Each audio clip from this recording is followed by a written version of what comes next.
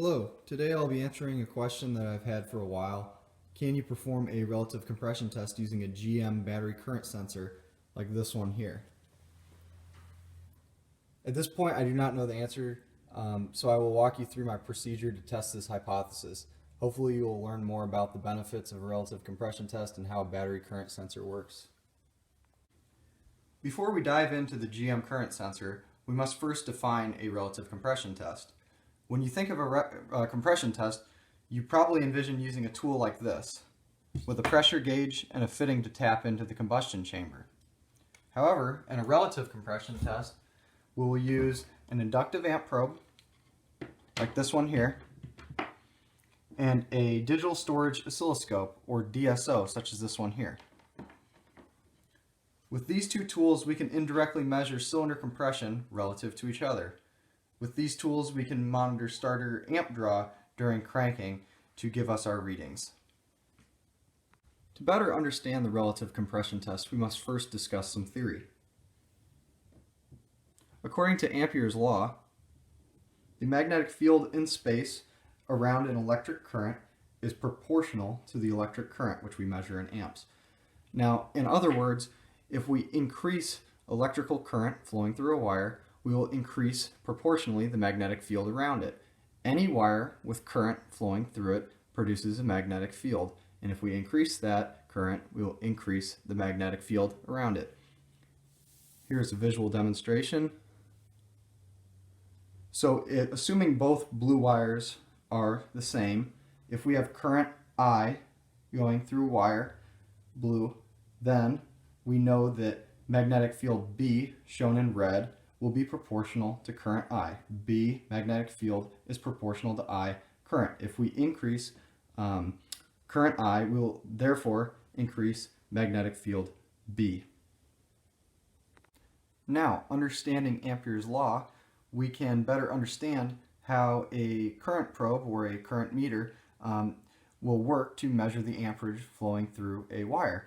Essentially, all these tools in front of me, in their clamps, measure a magnetic field, and they clamp around a wire to do so. So, the greater the magnetic field, the more the current. And then these tools can do a conversion to convert that into amps, which we can then measure on an oscilloscope. For that reason, we will not be using these type of meters because they do not plug into an oscilloscope. It's just an on-screen display. Now, between these two, there are two main types of current probes we can plug into an oscilloscope. We have a low amp type and a high amp type. We can tell this quickly by the size of the jaws that go around the wire. The high amp one has a larger jaw and can fit around larger wires that produce larger currents. This one has a smaller jaw, so it'll fit around lower amp wires. And we know that a starter draws many amps, up to 600 amps sometimes at peak, so we will not be using this current probe. That's why we'll be using this one instead. Like a battery current sensor, this Fluke 80i 1010 uses an internal Hall effect sensor powered by a battery to measure the magnetic field around a wire, and then using that reading, it'll convert that proportional magnetic field to millivolts on these output wires that will plug into our scope. The conversion, in this case, is 1 millivolt is equal to 1 amp. So if our scope reads 10 millivolts, we know that there are 10 amps of current flowing through this probe. Please note that these wires are not shielded, therefore we will see a little bit of noise in our relative compression test later in the video. For this test, we will be performing it on a 2006 Chevy Impala with a 3.9 liter V6 engine. To perform this test, we must first clamp our amp probe around these two cables shown here. So this pencil line right here is representing my amp probe. The cable here is our B cable powering our starter motor right there, so we want to be clamped around that. And I also like to clamp around this S cable here, which is powered through a relay, to power our solenoid. So this way we can see both hold-in and pull-in coil amperage as well. So by being clamped around both of these wires, we can monitor all of the current going to the starter during cranking. Here is an example of what we will see on our relative compression test measured on our oscilloscope with our inductive amp probe wrapped around the starter cables. So with the y-axis being millivolts converted to amps, like mentioned previously, that is our y-axis, and the x-axis being time, like all oscilloscopes.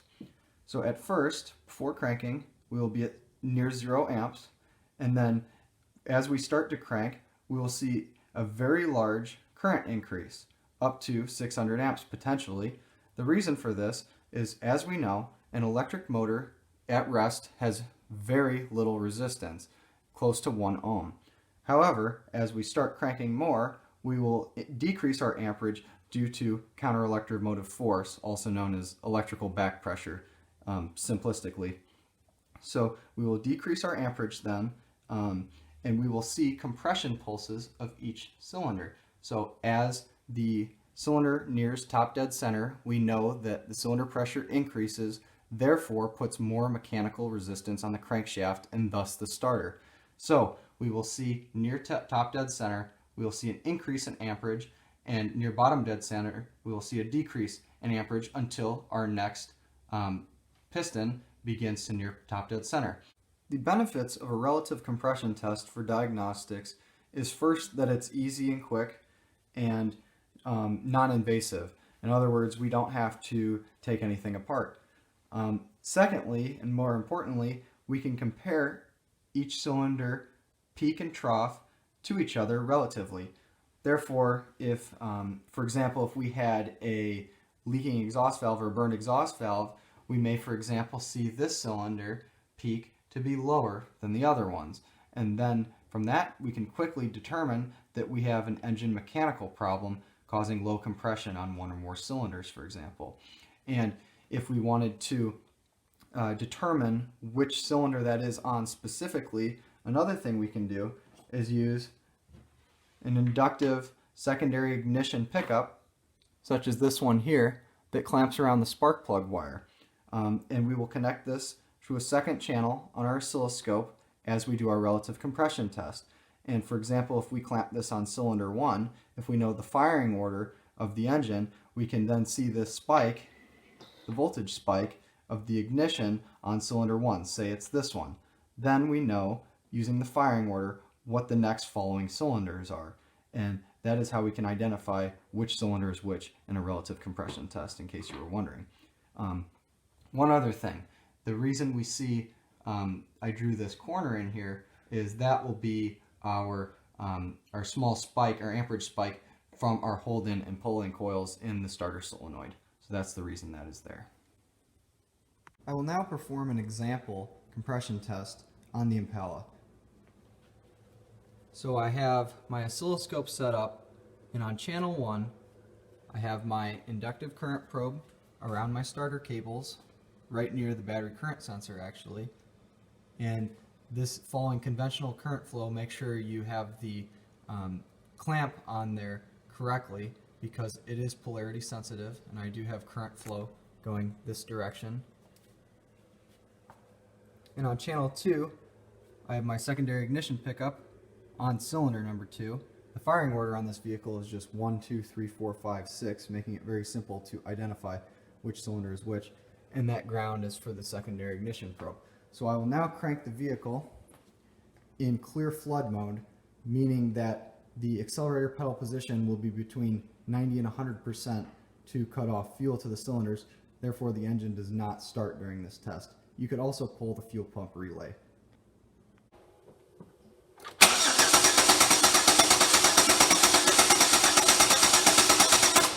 Here we have the results of the relative compression test that we just performed. The yellow channel is our amperage channel from our amp probe, and the blue channel is our voltage channel from the secondary ignition pickup. So as we can see down here in the corner, 150 millivolts per division on the yellow channel, meaning that each box vertically is 150 millivolts. So if we look at our yellow channel, we can see that the current from the peak at the very beginning of the starting cycle is somewhere over 600 millivolts. And if we remember, our current probe conversion is 1 millivolt per amp. So our current peak for our starter current draw was over 600 amps because it is off the screen, as we can see here. Then our current decreased as more counter electromotive force began to decrease some more until it leveled off in this area. So here we can see our cylinder compression pulses, and we can see right off the bat that for the most part they're pretty level. So this passes our compression test as far as we don't have any engine mechanical problems causing low compression. And we can see that these are somewhere in the 200 amp range as far as the peaks on those go. Now, as far as our secondary ignition voltage spike goes, we can see we have two of them right here, and the reason they're facing downwards is just because of polarity, so you can ignore that, as well as the noise on this channel. This probe was in a very noisy area of the engine, so that's why that is there. But now we'll focus on the two spikes. Now, so you're probably wondering to yourself, why are there two ignition spikes within the 4-stroke cycle on one cylinder? And the reason for that is because this is a waste spark ignition system. So this first spike with the lower peak, we can tell is our waste spark because the voltage is much lower than this one here. Now, as far as cylinder identification goes, since we know this is the main ignition spark on the power stroke of cylinder number 2, because that's where I had my pickup on, we can see it's right before top dead center, a couple degrees before top dead center, which is what we like to see for ignition timing. And this is cylinder number 2, and like previously mentioned, the firing order on this vehicle is simply 1, 2, 3, 4, 5, 6, making this cylinder number 3 and 4 and 1 right here, and so forth. So from there we can tell which cylinder could potentially be having a problem. Here we don't have a problem, but assuming one of these did have low compression, that's how we can pinpoint the cylinder. Now that we understand how a relative compression test works, we can now work to answer my original question: can we use a battery current sensor such as the one pictured here to perform a relative compression test? Say, for example, you did not own a high amp current probe. So here we have pictured is the battery current sensor used on the Impala, and this is a simple 3-wire sensor that works just like our high amp current probe with a Hall effect sensor internal to it. The purpose of this sensor is to monitor battery current to improve charging and thus fuel economy and battery life. So we do not overcharge the battery, undercharge the battery, and we can optimize alternator charging for fuel economy. Here we have a schematic of the charging system on the Impala. To start off, we have the battery current sensor right here, and these two loops represent the cables that the Hall effect sensor is wrapped around. We have a low reference or ground supplied from the BCM, and a power 5-volt reference supplied from the BCM as well to power up the Hall effect and the microprocessors within the sensor itself. From there, the sensor will send out a current signal of how much current is going through it to our BCM. Our BCM will then take this information and communicate it on the network, our CAN bus, and it'll communicate that to our ECM, or engine control module. From there, the engine control module will make a decision on how much charging is necessary under the given conditions. Once it has made that decision, it'll send a signal down this line right here into our alternator, and this will directly control the amount of pulse width that the rotor gets to vary charging. Then once the alternator has received its signal on charging rate from the ECM, it'll then output current and voltage down this cable here to charge the battery. Now the next step is to actually test our current sensor to see if it is able to perform a relative compression test, to answer my original question. So how we will do this is by back probing the signal wire coming out of the sensor and hooking it up to a scope. By doing this, we can then monitor signal voltage coming out of this line, current voltage, over time to see if we can make anything of that signal and then see if it's accurate enough to actually determine cylinder compression. I will now begin the test of the battery current sensor to see if it can perform a relative compression test. So what I'm going to do is compare the signal output of the battery current sensor to an actual relative compression test with a high amp current probe. So as you can see, we have the picoscope hooked up. We've got our traces beginning. Channel 1, we're back probed into the current sensor signal wire and grounded on the battery. And channel 2, we have the high amp probe hooked up to our starter cables. So now we can compare the two signals and see if we can make anything of them. I went ahead and cranked the car off camera, and I got these waveforms here. In the red we have our relative compression test from our high amp probe, and in the blue we have our current sensor signal output. So to start with the red here, we can see everything looks good, looks very similar to what we saw earlier. If we bring down our rulers, we can see that on average the cranking was around 134 millivolts, and the peak was over 600 millivolts as well, so over 600 amps that is. And real quick, if we zoom in here, we can actually see some of that peak from the right here. That's the peak from the starter solenoid engaging. So we can actually get in there and see that. And here we can see that our compression pulses are very even. Now for our current sensor output signal in blue, we can see that this is not an analog signal. This is actually a 0 to 5 volt square wave digital signal. Here, if we zoom in on this thicker area, we can just see it's a very high frequency area of a square wave. Then that is how it talks to the BCM and tells it how much battery current it is producing.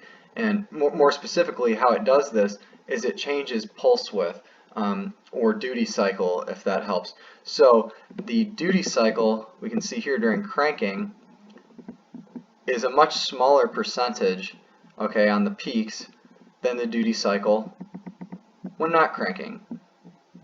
Therefore, the more current that is going through that battery current sensor, the smaller the duty cycle the sensor outputs.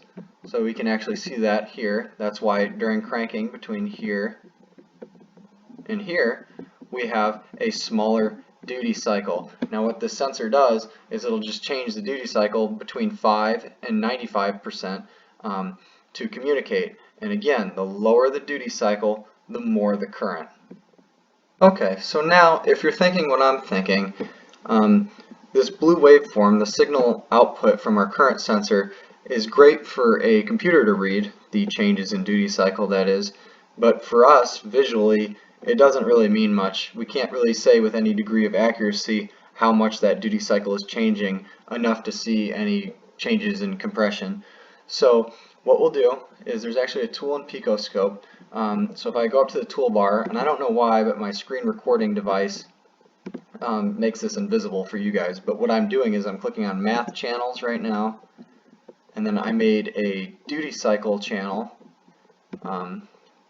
So now here you can see it, this black trace, what this is it is taking the blue channel, our signal output channel, and at each point on the blue trace, at the same point on the black trace, it is graphing the duty cycle as a percentage at that point. So it is graphing duty cycle over time. This is graphing voltage over time of the sensor. This is graphing duty cycle of the signal over time. And we can see on our black trace right here on the left bar, the black letters, or numbers, excuse me, are as a percentage. At the top is 100% duty cycle, at the bottom is 0% duty cycle. Now we see at first, right off the bat, we see what we expect. The duty cycle drops as current begins to flow. As there was more current flowing, our duty cycle drops to down around, what is that? Let me grab a ruler. Somewhere in the neighborhood of 5%. We see there 5%. So, and there's going to be small changes in duty cycle as current changes. Now, to answer the original question, can we use this cranking trace to determine relative compression? Now, what we're going to do is we're going to come up here, drag it up, and we're going to zoom in on this. Okay, so now, as we can see, I'll pull this up even closer. So our compression test, so let's look at this cylinder for example. As compression goes up and down, we see here there's a peak, a trough, a peak, a trough, a peak over that cylinder. So that concludes my original question, can you perform a relative compression test using a battery current sensor off a GM vehicle? And the answer is no, you cannot. It is not accurate enough on these really high amperages to tell the difference from here, from this peak to this trough, for example. It is just not accurate enough, and there's a little bit of variation in there. So no, the answer is no, you cannot. Okay, so in conclusion, you cannot use a GM battery sensor to perform a relative compression test. This is not the result I was hoping for. However, this study did answer my question. Hopefully you learned something from this video about battery current sensors and relative compression testing. I know I did. And thanks for watching.